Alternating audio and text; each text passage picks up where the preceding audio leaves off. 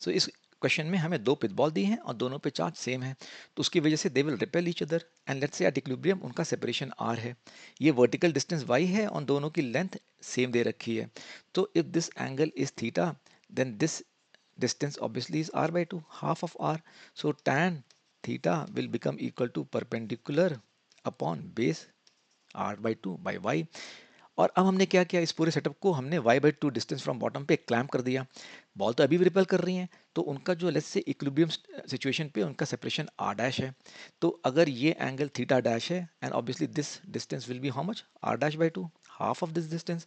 So now tan theta dash will be r dash by 2 perpendicular upon base which is y by 2. So that becomes r dash upon y. अब हम लोग forces का equilibrium देख लेते हैं। मैंने यहाँ पर कैलकुलेशन पहले से ही कर लिया है because I want to save time. तो अगर स्ट्रिंग का जो टेंशन है वो टी है, तो ये एंगल भी थीटा है वर्टिकल से, तो ये वर्टिकल कंपोनेंट हो गया T cos theta, that balances the weight, T cos theta is equal to mg।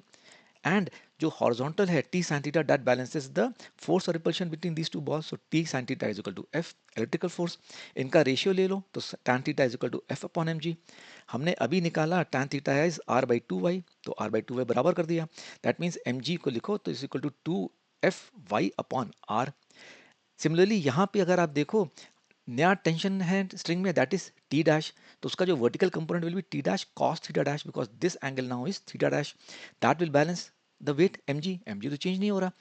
But T dash sine theta dash the horizontal component is now balancing a new electrical force F dash because ये separation अब R dash हो गया है। Ratio लोगे tan theta dash is F dash upon mg। अगर आप देखो tan theta dash हमने निकाला था, that is r dash by y, तो this is r dash by y. So if I now again separate for mg, that becomes f dash into y upon r dash. mg बराबर है तो ये हम बराबर कर सकते हैं इसके, ये बराबर करेंगे तो I get to fy by r is equal to f dash y by r dash. y cut जाएगा, f is Coulomb's law, 2k into q square upon r square into r, f dash basis Coulomb's law is k q square upon r dash का whole square, नया जो separation है, into r dash which is this। अगर आप इसको solve करोगे you will get r dash cube is equal to r cube by 2, क्योंकि obviously ये कट जाएगा, ये इधर ये नीचे, and that will give r dash is equal to r upon cube root of 2, which if you see is basically the option number 2 here. So option number 2 is the correct answer.